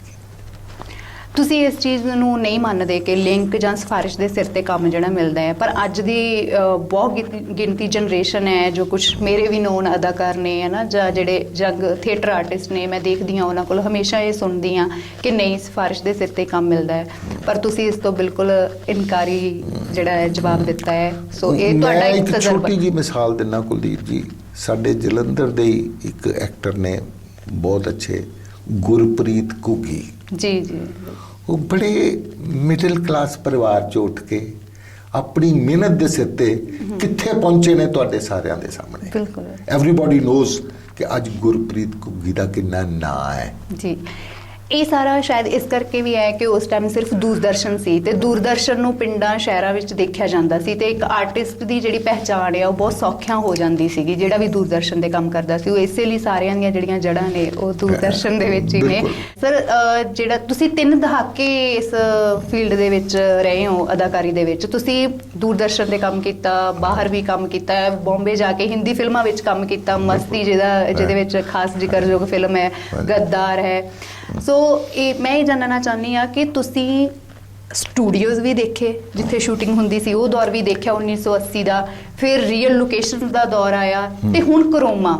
ਬਿਲਕੁਲ ਬਹੁਤ ਸਾਰੀਆਂ ਹਿੰਦੀ ਪੰਜਾਬੀ ਫਿਲਮਾਂ ਔਰ ਈਵਨ ਹੁਣ OTT ਦਾ ਪਲੇਟਫਾਰਮ ਆ ਗਿਆ ਸਾਡੇ ਕੋਲ ਤਕਨੀਕੀ ਜਿਹੜੀ ਆ ਬਹੁਤ ਵਿਕਾਸ ਹੋ ਚੁੱਕਿਆ ਪੰਜਾਬੀ ਸਿਨੇਮਾ ਵਿੱਚ, ਪੰਜਾਬੀ ਫਿਲਮ ਇੰਡਸਟਰੀ ਵਿੱਚ, TV ਇੰਡਸਟਰੀ ਵਿੱਚ ਸਾਡੇ ਕੋਲ ਵੈਬ ਸੀਰੀਜ਼ ਬਣਨ ਲੱਗ ਗਈਆਂ। ਸੋ ਇੱਕ ਪਾਸੇ OTT ਪਲੇਟਫਾਰਮ, ਨਵੀਂ ਤਕਨੀਕ, ਤੇ ਦੂਜੇ ਪਾਸੇ ਸਾਡੇ ਕੋਲ ਜਿਹੜੇ ਹੈ ਵਿਸ਼ੇ ਕਹਾਣੀਆਂ। ਸੋ ਤੁਸੀਂ ਕਿਸ ਤਰ੍ਹਾਂ ਦੀ ਇਹਦੇ ਵਿੱਚ ਜਿਹੜਾ ਇਸ ਬਦਲਾਅ ਨੂੰ ਕਿਸ ਤਰ੍ਹਾਂ ਦੇਖਦੇ ਹੋ ਕਿ ਕਿਹੜੀ ਚੀਜ਼ ਹੈ ਜਿਹੜੀ ਕਿਤੇ ਨਾ ਕਿਤੇ ਕਮੀ ਘਾਟ ਨਜ਼ਰ ਆਉਂਦੀ ਹੈ ਜਾਂ ਸਾਰਾ ਕੁਝ ਬਹੁਤ ਸਹੀ ਹੋ ਰਿਹਾ? ਮੈਨੂੰ ਅੱਜ ਵੀ ਵਿਸ਼ੇ ਔਰ ਕਹਾਣੀਆਂ ਦੀ ਕਮੀ ਨਜ਼ਰ ਆਉਂਦੀ ਹੈ। ਮਤਲਬ ਜਿਹਨੂੰ ਕਹਿੰਦੇ ਨਾ ਟੋਟ ਕੇ ਜੋੜ ਕੇ ਫਿਲਮਾਂ ਬਣਾਈਆਂ ਜਾਣ ਜਾਂ ਪ੍ਰੋਗਰਾਮ ਬਣਾਏ ਜਾਣ, ਉਹ ਮੈਨੂੰ ਨਹੀਂ ਪਸੰਦ। ਵਿਸ਼ਿਆਂ ਦੀ ਕਮੀ ਨਜ਼ਰ ਆਉਂਦੀ ਆ ਅੱਜ ਵੀ, ਫਿਲਮਾਂ 'ਚ ਵੀ, ਸੀਰੀਅਲਸ 'ਚ ਵੀ ਤੇ ਬਾਕੀ ਸਾਰੀਆਂ ਪ੍ਰੋਡਕਸ਼ਨਸ 'ਚ ਵੀ ਵਿਸ਼ੇ ਵੱਲ ਧਿਆਨ ਘੱਟ ਦਿੱਤਾ ਜਾ ਰਿਹਾ, ਜਿਹੜਾ ਕਿ ਦੇਣਾ ਚਾਹੀਦਾ।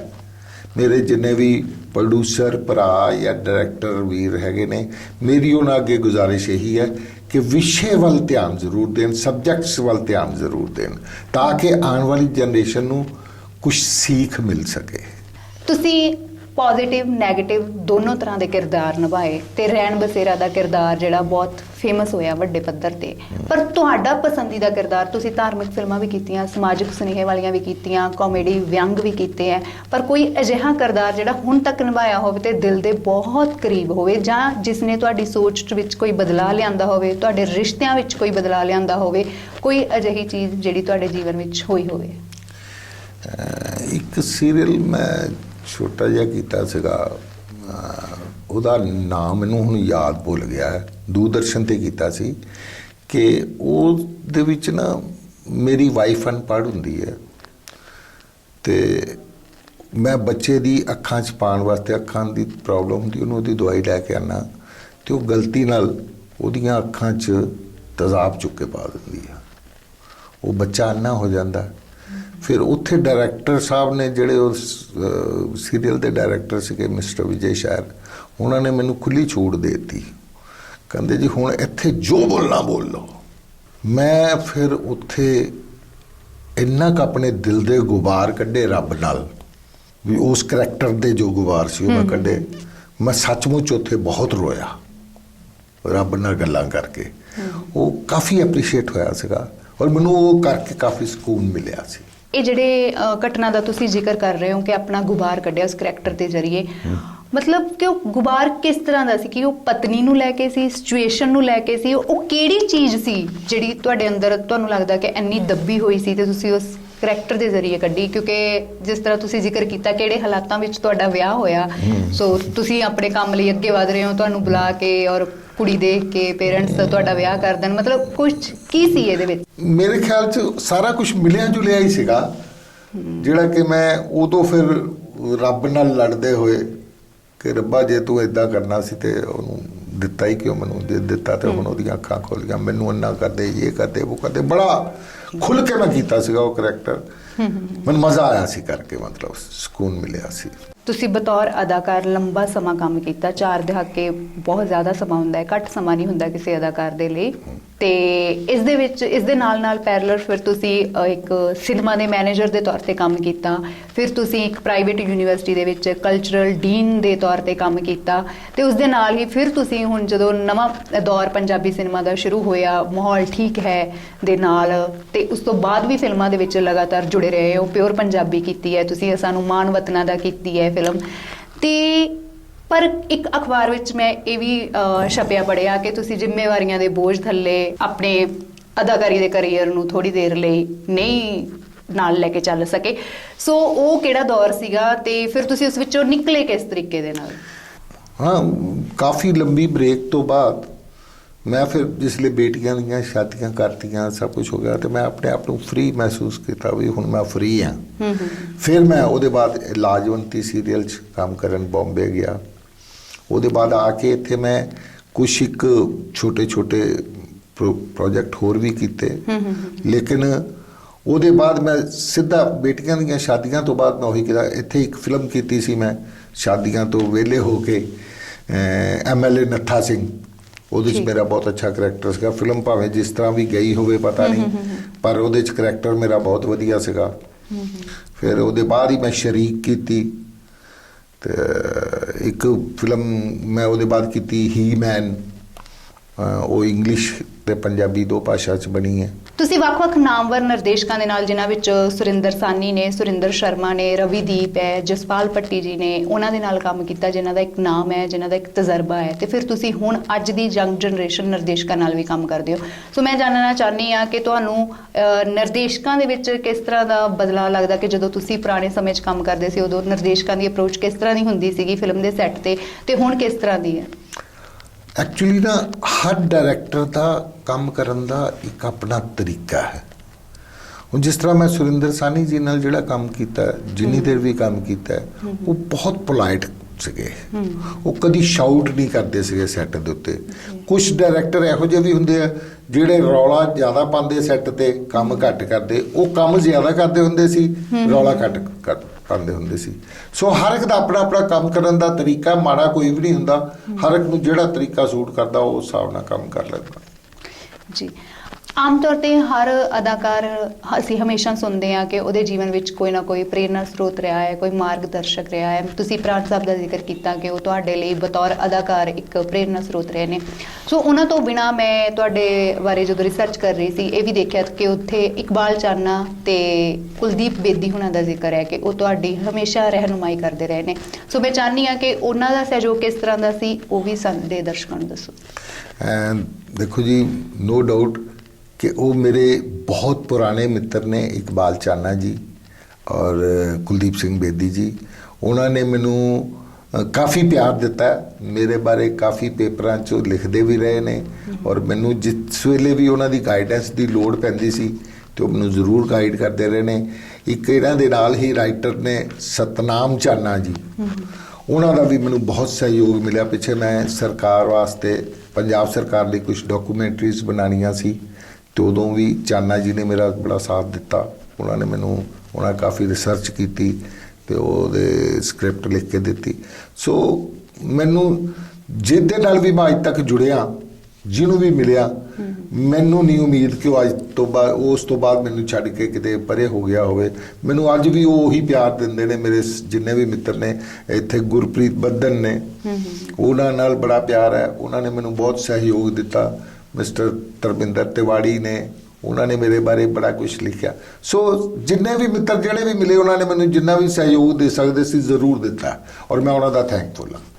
एक सवाल होर मैं करना चाहांगी कि ਕੀ ਐਦਾਂ ਦਾ ਜੀਵਨ ਵਿੱਚ ਕਦੇ ਲੱਗਿਆ ਕਿ ਜੇ ਮੈਂ ਅਦਾਕਾਰ ਨਾ ਹੁੰਦਾ ਤਾਂ ਆਹ ਬਿਜ਼ਨਸ ਮੈਂ ਜ਼ਰੂਰ ਕਰਦਾ ਹੁੰਦਾ, ਜਾਂ ਆਹ ਮੇਰੇ ਲਈ ਬਹੁਤ ਵਧੀਆ ਬਿਜ਼ਨਸ ਹੁੰਦਾ? ਇਹੋ ਜੀ ਕੋਈ ਗੱਲ ਤਾਂ ਨਹੀਂ ਹੈ ਵੀ ਮੈਂ ਜੇ ਇਹ ਨਾ ਹੁੰਦਾ ਤੇ ਹੁੰਦਾ। ਦੇਖੋ, ਰੋਟੀ ਕਮਾਉਣ ਵਾਸਤੇ ਕੁਛ ਨਾ ਕੁਛ ਤਾਂ ਕਰਨਾ ਹੀ ਪੈਣਾ ਸੀ। ਇਹ ਅਦਾਕਾਰੀ ਨਾਲ ਵੀ ਮੈਂ ਰੋਟੀ ਕਮਾਈ ਹੈ, ਆਪਣੇ ਬੱਚੇ ਪਾਲੇ ਆ। ਮੈਂ ਸਰਸਵਤੀ ਮਾਂ ਦਾ ਬਹੁਤ ਸ਼ੁਕਰਗੁਜ਼ਾਰ ਹਾਂ ਕਿ ਉਹਨੇ ਮੇਰੇ ਤੇ ਇੰਨੀ ਕੁ ਕਿਰਪਾ ਕੀਤੀ ਕਿ ਮੈਨੂੰ ਰੋਟੀ ਖਾਣ ਜੋਗੇ ਪੈਸੇ ਉਹ ਦੇ ਦਿੰਦੀ ਰਹੀ। ਬਹੁਤਾ ਲਾਲਚ ਮੈਂ ਕਦੀ ਨਹੀਂ ਕੀਤਾ ਸੀਗਾ ਸਾਰੀ ਜ਼ਿੰਦਗੀ। ਜਦੋਂ ਤੋਂ ਮੈਂ ਹੋਸ਼ ਸੰਭਾਲੀ ਆ, ਮੈਂ ਲਾਲਚ ਨਹੀਂ ਕੀਤਾ ਕਦੀ ਵੀ। ਮੈਂ ਕਹਿੰਦਾ ਮੇਰੀਆਂ ਜ਼ਰੂਰਤਾਂ ਪੂਰੀਆਂ ਹੁੰਦੀਆਂ ਰਹਿਣ। I am thankful to God. ਔਰ ਅੱਜ ਵੀ ਮੇਰੇ ਕੋਲ परमात्मा की कृपा नाल सब कुछ है। घर है, कार है, स्कूटर है, होर की चाहिए? अच्छी औलाद है। बिल्कुल बिल्कुल। इस तो वध तक किसी चीज़ की लोड़ नहीं होंदी। बाकी इंसान की तमा तो कभी खत्म नहीं होंदी जी। मैं बहुत ही ज़्यादा तमा कभी रखता नहीं। मैं कहना बच्चे अपने अपने घर खुश रहन, औलाद सुखी रहे, रब इज्जत की रोटी दिंदा रहे, बस। ਜਿਵੇਂ ਕਿ ਤੁਸੀਂ ਕਿਹਾ ਕਿ ਬਹੁਤਾ ਲਾਲਚ ਕਦੇ ਨਹੀਂ ਕੀਤਾ, ਕੀ ਇਹੀ ਕਾਰਨ ਹੈ ਕਿ ਅੱਜ ਜਦੋਂ ਪੰਜਾਬੀ ਸਿਨੇਮਾ 150 ਤੱਕ ਇੱਕ ਸਾਲ ਦੇ ਵਿੱਚ ਪੰਜਾਬੀ ਫਿਲਮਾਂ ਬਣ ਰਹੀਆਂ ਨੇ, ਪਰ ਤੁਸੀਂ ਬਹੁਤ ਗਿਣਤੀ ਪੰਜਾਬੀ ਫਿਲਮਾਂ ਵਿੱਚ ਸਰਗਰਮ ਨਹੀਂ ਹੋ, ਜਦਕਿ ਤੁਹਾਡੇ ਨਾਲ ਦੇ ਸਹਿ ਕਲਾਕਾਰ ਇਸ ਟਾਈਮ ਪੰਜਾਬੀ ਇੰਡਸਟਰੀ ਦੇ ਵਿੱਚ ਬਹੁਤ ਜ਼ਿਆਦਾ ਸਰਗਰਮ ਨੇ? ਇਹਦੀ ਇੱਕ ਵਜ੍ਹਾ ਇਹ ਵੀ ਹੋਈ ਹੈ ਕੁਲਦੀਪ ਜੀ ਕਿ ਮੈਂ 2016 'ਚ ਜਦੋਂ ਕਿ ਪੰਜਾਬੀ ਫਿਲਮਾਂ ਦਾ ਕਾਫੀ ਜ਼ੋਰ ਚੱਲ ਰਿਹਾ ਸੀ, मैं उदों वाशरूम चो स्लिप कर गया। मेरी थाई की हड्डी टुट गई और मेरे प्लेट पई। प्लेट पैन नाल मैनूं होर जिसमानी कई तरह दी कंपलीकेशनस हो गई, तो मैं 2 साल बैड ते रहा। तो नैचुरली फिर वो फिल्मां चो की, टीवी चो की, सारे पासों किनारा हो गया, बैड ते पिया रहा। हुण है मेरी 2-3 प्रोजेक्टां च गलबात चल रही है, फिल्मां दी कर रहा उन्हां च। देखो जे परमात्मा ने सब कुछ ठीक ठाक रखा तो करांगा। लोगों का प्यार फिर इस तरह ही आस करदा कि मैनूं लोगों तो जिद्दां प्यार मिलता आ रहा, ਮਿਲਦਾ ਰਹੇਗਾ। ਜੀ ਸੋ ਹਰ ਅਦਾਕਾਰ ਦੇ ਜੀਵਨ ਦੇ ਵਿੱਚ ਕੋਈ ਨਾ ਕੋਈ ਅਜਿਹੀ ਘਟਨਾ ਹੁੰਦੀ ਹੈ ਕਿ ਕਦੇ ਉਹਨੂੰ ਘਰਦਿਆਂ ਦਾ ਸਹਿਯੋਗ ਨਹੀਂ ਮਿਲਦਾ ਜਾਂ ਕਈ ਵਾਰ ਉਹ ਕਹਿ ਦਿੰਦਾ ਹੈ ਕਿ ਕਿਸਮਤ ਨੇ ਸਾਥ ਨਹੀਂ ਦਿੱਤਾ। ਸੋ ਮੈਂ ਚਾਹੁੰਦੀ ਹਾਂ ਕਿ ਤੁਹਾਡੀ ਇਸ ਫੀਲਡ ਨੂੰ ਲੈ ਕੇ, ਤੁਹਾਡੇ ਪਿਤਾ ਤਾਂ ਖੁਦ ਇੱਕ ਡਿਸਟ੍ਰੀਬਿਊਟਰ ਸਨ, ਕਦੇ ਕੋਈ ਇਦਾਂ ਹੋਇਆ ਕਿ ਘਰਦਿਆਂ ਕੋਲ ਕੋਈ ਝਿੜਕਾਂ ਪਈਆਂ ਹੋਣ, ਉਹਨਾਂ ਨੇ ਰੋਕਿਆ ਟੋਕਿਆ ਹੋਵੇ ਜਾਂ ਕਿੱਦਾਂ ਦਾ ਸਹਿਯੋਗ ਰਿਹਾ? ਮੈਂ ਤੁਹਾਨੂੰ ਸੱਚਾਈ ਦੱਸਦਾ ਕੁਲਦੀਪ ਜੀ, ਤਾਂ ਹਾਲਾਂਕਿ ਮੇਰੇ ਫਾਦਰ ਖੁਦ ਫਿਲਮ ਡਿਸਟ੍ਰੀਬਿਊਟਰ ਸੀਗੇ, ਲੇਕਿਨ ਉਹਨਾਂ ਨੂੰ ਮੇਰਾ ਟੀਵੀ 'ਚ ਕੰਮ ਕਰਨਾ ਪਸੰਦ ਨਹੀਂ ਸੀਗਾ, ਕਿਉਂਕਿ ਮੈਂ ਉਹਨਾਂ ਦੇ ਨਾਲ ਡਿਸਟ੍ਰੀਬਿਊਸ਼ਨ ਆਫਿਸ 'ਚ ਅਟੈਂਡ ਕਰਦਾ ਸੀਗਾ ਸਾਰਾ ਕੁਝ। ਤੇ ਮੈਨੂੰ ਇੱਕ ਦਿਨ ਗੁੱਸੇ 'ਚ ਆ ਕੇ ਕਦੇ, ਕਿਉਂਕਿ ਜਦੋਂ ਪੁਰਾਣੇ ਟਾਈਮ 'ਚ ਜਦੋਂ ਦੂਰਦਰਸ਼ਨ ਤੇ ਵੀ ਅਸੀਂ ਕੰਮ ਕਰਨ ਜਾਂਦੇ ਸੀ ਨਾ, ਕੋਈ ਟਾਈਮ ਬਾਉਂਡ ਕੰਮ ਨਹੀਂ ਸੀ ਹੁੰਦਾ। ਇਹ ਨਹੀਂ ਵੀ ਸਵੇਰੇ 10 ਵਜੇ ਆਏ ਤੇ 5 ਵਜੇ ਵੇਲੇ, ਨਾ, ਸਾਰੀ ਰਾਤ ਵੀ ਲੱਗ ਜਾਂਦੀ ਸੀ ਕਈ ਵਾਰੀ ਸੀਨ ਕਰਦਿਆਂ ਰਹਿਣ ਬਸੇਰਾ ਵੇਲੇ। ਤੇ ਉਹ ਫਿਰ ਜਿਸਲੇ ਰਾਤ ਨੂੰ ਸਾਰੀ ਰਾਤ ਕੰਮ ਕਰਨਾ, ਸਵੇਰੇ ਜਾਣਾ, ਆਫਿਸ ਨਹੀਂ ਸੀ ਪਹੁੰਚਿਆ ਜਾਂਦਾ ਟਾਈਮ ਸਿਰ। ਤੇ ਫਾਦਰ ਇੱਕ ਦਿਨ ਗੁੱਸੇ ਨਾਲ ਮੈਨੂੰ ਕਹਿੰਦੇ, ਯਾਰ ਤੂੰ ਕੀ ਕੰਮ ਖੜੇ ਹੈ, ਜਾਂ ਦਫ਼ਤਰ ਚਲਾ ਲੈ ਜਾਂ ਇੱਕ ਕੰਜਰ ਕਾਰਡ ਕਰ ਲੈ। ਉਹ ਮਤਲਬ ਉਹਨਾਂ ਦੀ ਵਰਡਿੰਗ ਜੋ ਮੈਨੂੰ ਵੀ ਵੱਟ ਚੜ ਗਿਆ। ਮੇਰਾ ਅੰਦਰਲਾ ਸ਼ੌਕ ਸੀਗਾ, ਮੇਰੀ ਰੂਹ ਦੀ ਖੁਰਾਕ ਸੀਗੀ ਐਕਟਿੰਗ। ਮੈਂ ਕਿਹਾ ਇਹਨਾਂ ਨੇ ਤਾਂ ਕਰਨ ਦੇਣਾ ਨਹੀਂ ਭਾਈ ਤੈਨੂੰ। ਮੈਂ ਚਾਬੀਆਂ ਉੱਥੇ ਰੱਖੀਆਂ ਉਹਨਾਂ ਦੇ ਮੂਹਰੇ, ਮੈਂ ਕਿਹਾ ਜੀ ਆਫਿਸ ਤੁਸੀਂ ਸੰਭਾਲੋ, ਮੈਂ ਤਾਂ ਇਹੀ ਕਰੂੰਗਾ। ਔਰ ਉਹ ਦਿਨ ਗਿਆ ਤੇ ਆ ਦਿਨ ਉਹਨਾਂ ਬੜਾ ਕੁਛ ਕਿਹਾ ਮੈਨੂੰ, ਮੈਂ ਤੁਹਾਨੂੰ ਪੈਸਾ ਨਹੀਂ ਦਊਂਗਾ, ਭੁੱਖਾ ਮਰ ਜਾਏਗਾ। ਮੈਂ ਕਿਹਾ ਜੀ ਤੁਹਾਡੇ ਕੋਲ ਨਹੀਂ ਆਊਂਗਾ ਮੰਗਣ, ਆਪੇ ਉਹ ਮਾਲਕ ਦੇਗਾ। ਔਰ ਵਾਕਈ ਉਹ ਮਾਲਕ ਦੇਈ ਜਾਂਦਾ, ਮੈਂ ਖਾਈ ਜਾਂਦਾ ਜੀ, ਕੋਈ ਕਮੀ ਨਹੀਂ। ਸ਼ਾਇਦ ਬਹੁਤ ਸਾਰੇ ਦਰਸ਼ਕਾਂ ਨੂੰ ਇਹ ਨਾ ਪਤਾ ਹੋਵੇ ਕਿ ਅਦਾਕਾਰੀ ਦੇ ਨਾਲ ਨਾਲ ਤੁਹਾਡੇ ਵਿੱਚ ਇੱਕ ਹੁਨਰ ਹੋਰ ਵੀ ਹੈ, ਉਹ ਹੈ ਭੇਟਾਂ ਲਿਖਣ ਦਾ। ਸੋ ਮੈਂ ਚਾਹੁੰਦੀ ਹਾਂ ਕਿ ਉਸ ਸਫ਼ਰ ਬਾਰੇ ਜਾਂ ਕੁਝ ਤੁਹਾਡੀਆਂ ਜਿਹੜੀਆਂ ਪ੍ਰਸਿੱਧ ਭੇਟਾਂ ਹੋਣ ਉਹਨਾਂ ਬਾਰੇ ਵੀ ਜ਼ਿਕਰ ਕਰੋ। ਮੈਂ ਜਦੋਂ I was at that time I was quite young, ਪਰ ਮੈਨੂੰ ਸ਼ੌਕ ਸੀ। ਮੈਂ ਨੋ ਡਾਊਟ ਕਿ ਮੈਂ ਜਗਰਾਤਿਆਂ 'ਚ ਗਾਉਂਦਾ ਵੀ ਰਿਹਾ, ਪਰ ਗਾਣਾ ਛੱਡਤਾ ਜਿਸਲੇ ਐਕਟਿੰਗ ਵਾਲੇ ਪਾਸੇ ਆ ਗਿਆ ਤਾਂ ਗਾਣਾ ਛੱਡਤਾ। ਪਰ ਮੈਨੂੰ ਲਿਖਣ ਦਾ ਵੀ ਸ਼ੌਕ ਸੀ, ਮੈਂ ਭੇਟਾਂ ਲਿਖਦਾ ਸੀ ਆਪ। ਕੁਛ ਭੇਟਾਂ ਇੱਕ ਵਾਰੀ ਮੈਂ ਉਦੋਂ ਲਿਖੀਆਂ ਸੀ ਜਿਹੜੀਆਂ ਕਿ ਕੁਝ ਮੇਰੀਆਂ ਭੇਟਾਂ, ਕੁਛ ਮਤਲਬ ਕਿ ਇੰਡੀਆ ਦੇ ਟੌਪ ਮੋਸਟ ਭੇਟ ਰਾਈਟਰ ਹੋਏ ਨੇ ਬਲਬੀਰ ਨਿਰਦੋਸ਼ ਜੀ, ਕੁਛ ਉਹਨਾਂ ਨੇ ਆਪਣੀਆਂ ਭੇਟਾਂ ਪਾ ਕੇ, ਕੁਛ ਮੇਰੀਆਂ ਪਾ ਕੇ ਇੱਕ ਕਿਤਾਬ ਛਾਪ ਦਿੱਤੀ। ਉਹਦਾ ਨਾਂ ਰੱਖਿਆ ਸੀ ਉਹਨਾਂ ਨੇ ਪ੍ਰੇਮ ਪੁਸ਼ਪ। ਉਹਦੇ ਵਿੱਚ ਇੱਕ ਮੇਰੀ ਭੇਟ ਬਹੁਤ ਪੋਪੂਲਰ ਹੋਈ ਸੀ ਉਦੋਂ। ਇੱਕ ਦਾਗ ਫਿਲਮ ਦਾ ਗਾਣਾ ਬੜਾ ਪੋਪੂਲਰ ਸੀਗਾ, ਨੀ ਮੈਂ ਯਾਰ ਮਨਾਣਾ ਨਹੀਂ ਚਾਹੇ ਲੋਕ ਬੋਲੀਆਂ ਬੋਲੇ। ਉਹਦੇ ਤੇ ਮੈਂ ਭੇਟ ਲਿਖੀ ਸੀ, ਪੂਜੇ ਧਰਤੀ ਪੂਜੇ ਅੰਬਰ ਪੂਜੇ ਕੁਲ ਖੁਦਾਈ, ਬ੍ਰਹਮਾ ਵਿਸ਼ਨੂੰ ਮਹੇਸ਼ ਵੀ ਪੂਜਨ ਤੈਨੂੰ ਵੈਸ਼ਨੋ ਆਈ, ਤੈਨੂੰ ਰੋਜ਼ ਤੇ ਆਵਾਂ ਮੈਂ ਚਾਹੇ ਤੂੰ ਮੰਨੇ ਨਾ ਮੰਨੇ, ਤੇਰੀ ਜੋਤ ਜਗਾਵਾਂ ਮੈਂ ਚਾਹੇ ਤੂੰ ਮੰਨੇ ਨਾ ਮੰਨੇ। ਉਹ ਬਹੁਤ ਪੋਪੂਲਰ ਹੋਈ ਸੀ, ਬਹੁਤ ਸਾਰੇ ਸਿੰਗਰਾਂ ਨੇ ਗਾਈ ਉਹ ਭੇਟ। ਫਿਰ ਹੁਣ ਉਸ ਤੋਂ ਬਾਅਦ ਫਿਰ ਮੈਂ ਲਿਖਣਾ ਲੁਖਣਾ ਵੀ ਰਹਿ ਗਿਆ, ਕਿਉਂਕਿ ਡਰਾਮਿਆਂ 'ਚ ਹੀ ਇੰਨਾ ਬਿਜ਼ੀ ਸੀਗਾ ਕਿ ਸਕ੍ਰਿਪਟ ਯਾਦ ਕਰ ਲਓ, ਇਹੀ ਬਹੁਤ ਹੁੰਦਾ ਸੀ। ਜਦੋਂ ਤੋਂ ਇਹ ਬੇਟੀ ਬਚਾਓ ਬੇਟੀ ਪੜ੍ਹਾਓ ਵਾਲੀ ਮੁਹਿੰਮ ਸ਼ੁਰੂ ਹੋਈ ਜੀ, ਤੇ ਮੇਰੇ ਦਿਲ 'ਚ ਵੀ ਇੱਕ ਗੱਲ ਆਈ ਕਿ ਯਾਰ ਇਸ ਗੱਲ ਵਾਸਤੇ ਜ਼ਰੂਰ ਲਿਖਣਾ ਕੁਛ। ਫਿਰ ਮੈਂ ਇੱਕ ਗੀਤ ਲਿਖਿਆ ਸੀਗਾ ਤੇ ਇੱਕ ਕੂਕ ਜਿਹੀ ਪੈਂਦੀ ਸੁਣ ਲੈ ਦੁਨੀਆ ਸਾਰੀ, ਸਾਨੂੰ ਮਾਰੋ ਨਾ ਕੁੱਖਾਂ 'ਚ ਆਖੇ ਇੱਕ ਕੰਜਕ ਪਿਆਰੀ। ਬਹੁਤ ਪਿਆਰਾ ਗੀਤ ਲਿਖਿਆ ਗਿਆ ਸੀ। ਦੇਖੋ ਕਦੋਂ ਕੌਣ ਗਾਉਂਦਾ ਇਹਨੂੰ, ਕਿਸ ਵੇਲੇ ਗਾਉਂਦਾ ਇਹ ਤਾਂ ਹਲੇ ਪਤਾ ਨਹੀਂ, ਪਰ ਲਿਖਿਆ ਗਿਆ, ਪਰ ਅੱਛਾ ਲਿਖਿਆ ਗਿਆ ਜੀ। ਸੋ ਜਾਂਦੇ ਜਾਂਦੇ ਮੈਂ ਚਾਹੁੰਦੀ ਹਾਂ ਕਿ ਕੋਈ ਇੱਕ ਸੁਨੇਹਾ ਜਿਹੜਾ ਤੁਸੀਂ ਦਰਸ਼ਕਾਂ ਨੂੰ ਦੇਣਾ ਚਾਹੋ, ਔਰ ਖਾਸ ਤੌਰ ਤੇ ਜਿਹੜੀ ਸਾਡੀ ਨੌਜਵਾਨ ਪੀੜ੍ਹੀ ਅਦਾਕਾਰੀ ਦੇ ਖੇਤਰ ਵੱਲ ਵਧਣਾ ਚਾਹੁੰਦੀ ਹੈ, ਜਿਹੜੇ ਨੌਜਵਾਨ ਅਦਾਕਾਰੀ ਦੇ ਖੇਤਰ ਵਿੱਚ ਕੰਮ ਕਰਨਾ ਚਾਹੁੰਦੇ ਨੇ, ਉਹਨਾਂ ਲਈ ਤੁਹਾਡਾ ਕੀ ਸੁਨੇਹਾ ਹੈ? ਮੈਂ ਆਪਣੇ ਅਜ਼ੀਜ਼ ਜਿੰਨੇ ਵੀ ਨੇ ਲੜਕੇ ਲੜਕੀਆਂ ਜਵਾਨ, ਉਹਨਾਂ ਨੂੰ ਇੱਕੋ ਗੱਲ ਕਹਿਣਾ ਚਾਹੂੰਗਾ ਕਿ ਬੇਟਾ ਸਿਫਾਰਸ਼ਾਂ ਮਗਰ ਦੌੜਨ ਦੀ ਕੋਸ਼ਿਸ਼ ਨਾ ਕਰੋ, ਕੁਝ ਕਰਕੇ ਦਿਖਾਓ। ਜਿੰਨਾ ਫਲ ਮਿਹਨਤ ਦਾ ਜਲਦੀ ਮਿਲਦਾ ਸਿਫਾਰਸ਼ਾਂ ਨਾਲ ਨਹੀਂ ਮਿਲਦਾ। ਅਗਰ ਅਸੀਂ ਕੁਝ ਕਰਨ ਜੋਗੇ ਨਹੀਂ, ਸਿਫਾਰਸ਼ਾਂ ਜਿੰਨੀਆਂ ਮਰਜ਼ੀ ਲੈ ਆਈਏ, ਸਾਨੂੰ ਇੱਕ ਵਾਰੀ ਕੰਮ ਮਿਲ ਜਾਊਗਾ, 2 ਵਾਰੀ ਮਿਲ ਜਾਊਗਾ, ਹਰ ਵਾਰੀ ਸਿਫਾਰਿਸ਼ ਨਾਲ ਨਹੀਂ ਮਿਲਣਾ। ਉਹ ਤਾਂ ਮਿਹਨਤ ਨਾਲ ਹੀ ਮਿਲਣਾ ਹੈ, ਮਿਹਨਤ ਨਾਲ ਹੀ ਕਾਮਯਾਬੀ ਮਿਲਣੀ ਹੈ। ਸੋ ਮੇਰੇ ਵੀਰੋ, ਮੇਰੀ ਬੱਚਿਓ, ਮੇਰੇ ਬੇਟੋ, ਮੈਂ ਤੁਹਾਨੂੰ ਇਹ ਕਹੂੰਗਾ ਕਿ ਸਿਫਾਰਸ਼ਾਂ ਤੇ ਡਿਪੈਂਡ ਨਾ ਰਹੋ, ਮਿਹਨਤ ਤੇ ਵਿਸ਼ਵਾਸ ਰੱਖੋ, ਮਿਹਨਤ ਕਰਕੇ ਕਾਮਯਾਬੀ ਮਿਲਦੀ ਹੈ। ਮੈਂ ਸਾਡੇ ਸਟੂਡੀਓ ਵਿੱਚ ਆਏ ਹੋਏ ਪ੍ਰੇਮ ਕਾਕੜੀਆ ਜੀ ਦਾ ਬਹੁਤ-ਬਹੁਤ ਧੰਨਵਾਦ ਕਰਦੀ ਹਾਂ। ਸਰ ਤੁਹਾਡਾ ਬਹੁਤ ਸ਼ੁਕਰੀਆ ਕਿ ਤੁਸੀਂ ਆਪਣੇ ਕੀਮਤੀ ਸਮੇਂ ਵਿੱਚੋਂ ਸਾਡੇ ਲਈ ਸਮਾਂ ਕੱਢਿਆ, ਸਾਡੇ ਦਰਸ਼ਕਾਂ ਦੇ ਨਾਲ ਆਪਣੀਆਂ ਸਾਰਿਆਂ ਜਿਹੜਾ ਸਫ਼ਰ ਉਸ ਨੂੰ ਸਾਂਝਾ ਕੀਤਾ ਤੇ ਬਹੁਤ ਚੰਗੇ ਸੁਝਾਅ ਵੀ ਦਿੱਤੇ ਨੇ ਸਾਡੇ ਦਰਸ਼ਕਾਂ ਨੂੰ। ਸੋ ਮਿਲਦੇ ਹਾਂ ਫਿਰ ਇੱਕ ਨਵੀਂ ਹਸਤੀ ਦੇ ਨਾਲ, ਨਵੀਂ ਸ਼ਖਸੀਅਤ ਦੇ ਨਾਲ। ਧੰਨਵਾਦ।